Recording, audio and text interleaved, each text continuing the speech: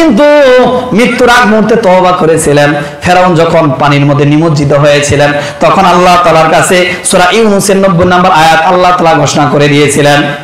আল্লাহ তাআলা ঘোষণা করেছেন ফেরাউন যখন পানির মধ্যে ডুবে মারা যাচ্ছে আল্লাহ তাআলার কাছে বলছিলেন আন্নাহু লা ইলাহা ইল্লাল্লাযী আমানাত বানু ইসরাঈল ওয়া আনা মিনাল মুসলিমিন। আল্লাহ আমি সাক্ষ্য দিলাম তুমি ছাড়া কোনো উপাসনা নাই, আমি বনি ইসরাঈলদের অনুগত স্বীকার করছি, ওয়া আনা মিনাল মুসলিমিন আমি অনুগতদের মধ্যে একজন। রাসূল বলছেন যদি কোনো বান্দা তওবা করে আল্লাহ তাআলা তাকে 4টা পুরস্কার দেয়। জোরে বলেন কয়টা? জোরে বলেন কয়টা? 4টা পুরস্কার আল্লাহ তাআলা ওই বান্দাদেরকে দিয়ে থাকে। রাসূল সাল্লাল্লাহু আলাইহি ওয়াসাল্লাম বলেন যদি কোনো বান্দা আল্লাহর কাছে তওবা করে 1 নাম্বার পুরস্কার আত-তাইবু হাবিবুল্লাহ। কোন বান্দা যদি আল্লাহ তাআলার কাছে তওবা করে ওই বান্দাটা আল্লাহ তাআলার বন্ধু হয়ে যায়। জোরে বলেন সুবহানাল্লাহ, জোরে জোরে বলেন সুবহানাল্লাহ। আত-তাইবু হাবিবুল্লাহ, তওবাকারী ব্যক্তি আল্লাহ তাআলার প্রিয় বান্দা হয়ে যায়। হাবিবুল্লাহ শব্দের অর্থ বন্ধু, খলিল শব্দের অর্থ বন্ধু, হাবিবুল্লাহ শব্দের অর্থ প্রেমাস্পদ, যে আল্লাহ তাআলা নিজে যার জন্য পাগল। খলিল শব্দের অর্থ বন্ধু, যে আল্লাহ তাআলার জন্য পাগল। তাহলে দেখেন আল্লাহ তাআলা বলে আল্লাহ রাসূল বলে আত-তাইবু হাবিবুল্লাহ, বান্দা তুমি যদি আল্লাহর কাছে তওবা করো আল্লাহ তাআলা তোমার জন্য পাগল হয়ে যায়। জোরে বলুন সুবহানাল্লাহ। তোমার জন্য আল্লাহ তাআলা পাগল হয়ে যায়, তোমাকে বন্ধু রূপে আল্লাহ তাআলা গ্রহণ করে। বান্দা তুমি যদি তওবা করো 2 নাম্বার পুরস্কার আমার আল্লাহর রাসূল হাদিসের মধ্যে ব্যাখ্যা করেছেন। বান্দা তুমি যদি আল্লাহর কাছে তওবা করো আল্লাহ তাআলা তোমাকে 2 নাম্বার পুরস্কার যেটা দিবে, বান্দারে তোমার সাথে আল্লাহ তাআলা সদা সর্বদা থাকবে। জোরে বলেন সুবহানাল্লাহ। শয়তান যতই তোমাকে চায় গুনাহ করানোর জন্য গুনাহ করাইতে পারবে না। শয়তান যতই চেষ্টা করুক তোমাকে নামাজ থেকে বিরত রাখার জন্য পারবে না। আল্লাহ তাআলা বলেন ইন্না ইবাদি লাইসা আলাইহিম সুলতান, আমি আল্লাহ তোমার সাথে থাকবো, শয়তান তোমাকে বিচ্যুতি করতে পারবে না। জোরে বলেন সুবহানাল্লাহ। এজন্য তওবা যদি বান্দা করা যায় আল্লাহ তাআলা 4টা পুরস্কার পুরস্কৃত করবেন। 1 নাম্বার হইলো আল্লাহ তাআলা বন্ধু হয়ে যাব, ঠিক না বেঠিক? 2 নাম্বার হলো আল্লাহ তাআলা সদা সর্বদা থাকবেন, ঠিক না বেঠিক? জোরে বলেন। 3 নাম্বার হলো বান্দারে যখন তুমি মরে যাবে মৃত্যুর সময় যখন হাজির হয়ে যাবে আল্লাহ তাআলা তোমার সামনে জান্নাতকে বাসায় দিবে। জোরে বলেন সুবহানাল্লাহ। তুমি জান্নাত দেখতে দেখতে তুমি দুনিয়া থেকে বিদায় হবা। জোরে জোরে বলেন সুবহানাল্লাহ। ও ভাইরা আমার তাহলে তওবা করার দরকার আছে না নাই?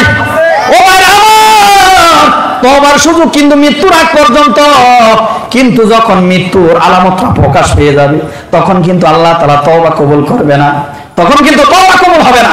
আমরা তো মনে করি হায় রে আমাদের জীবন তো আছে অনেক, আমাদের হায়াত তো অনেক আছে, মরার আগে একবার তওবা করব, ঠিক না ঠিক? এরকম নিয়ত করি না যে দাড়িটা একটু পাকো, এখন কাঁচা আছে, দাড়িটা একটু যদি সাদা হয়ে যায় তারপরে শেষ বয়সে কাজকর্ম থাকবে না, মনে প্রাণে ইবাদত করব, ঠিক না ঠিক? অথচ একটা কোন মানুষ দুনিয়ার মধ্যে চিরদিন কবে মারা যাবে এটা কি কোনো মানুষ বলতে পারবে? জোরে বলতে পারবে? এটা বলা কোনো মানুষের পক্ষে সম্ভব নয়। এজন্য বলছেন যে মৃত্যুর আগ পর্যন্ত তোমার তওবার দরজা খোলা। যত গুনাহ করেছো বান্দা আমি আল্লাহর কাছে যদি একনিষ্ঠভাবে তওবা করো আমি আল্লাহ তোমাদের জীবনের গুনাহকে মাফ করে দিব। সুবহানাল্লাহ। তাহলে মৃত্যুর আগ পর্যন্ত কিন্তু একটা বিষয় এখানে জানার হলো যে যখন আপনার মৃত্যু নিশ্চিত যে এখনই মৃত্যু হয়ে যাবে, মৃত্যুর ঘর সৃষ্টি হয়ে যাবে, তখন কিন্তু আল্লাহ তাআলা তওবার দরজাটা বন্ধ করে দেয়। তিরমিজি শরীফের হাদিস, আল্লাহ রাসূল হাদিসের মধ্যে বলছেন ইন্নাল্লাহা আযজা ওয়া জাল্লা ইয়াকবালু তাওবাতাল আবদি মা লাম ইউগরগির। রাসূল সাল্লাল্লাহু আলাইহি ওয়াসাল্লাম হাদিসের মধ্যে বলছেন নিশ্চয় আল্লাহ উৎসাহিত না হওয়া পর্যন্ত তোমার জন্য তওবার দরজা খোলা আছে। আল্লাহ তাআলা তোমার তওবাকে কবুল করবেন। যখন তোমার মৃত্যুর আলামত প্রকাশ পেয়ে যাবে তখন যতই তওবা করো আমার আল্লাহ তাআলা তোমার তওবাকে কবুল করবে না, ঠিক না বেঠিক? জোরে বলেন। আল্লাহ রাসূল ও বান্দা জেনে রাখো ফেরাউনও কিন্তু মৃত্যুর আগ মুহূর্তে তওবা করেছিলেন। ফেরাউন যখন পানির মধ্যে নিমজ্জিত হয়েছিলেন তখন আল্লাহ তাআলার কাছে সূরা ইউনূসের 90 নম্বর আয়াত আল্লাহ তাআলা ঘোষণা করে দিয়েছিলেন।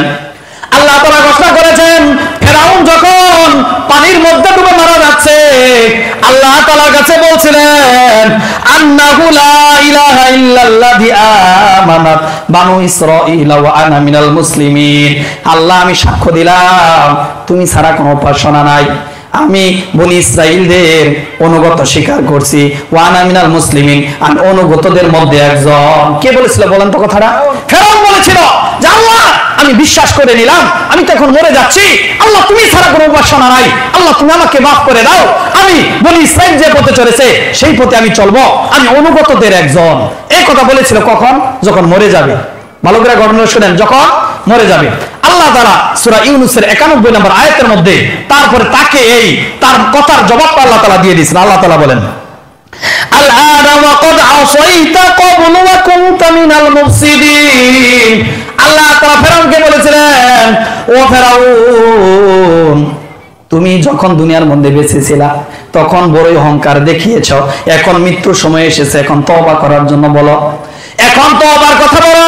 তোমার গর্দান তো তখন নিচের দিকে নামে নাই, তুমি খোদা দাবি করেছিলা, তুমি মানুষদেরকে রিজিক বন্টন করেছো, রিজিকের ঠিকাদার ছিলা, আজকে তুমি এখন পানিতে পড়ে তুমি নিমজ্জিত হয়ে মারা যাবা, এখন তুমি আমার কাছে তওবার কথা বলো, আমি আল্লাহ তোমার তওবাকে কবুল করব না।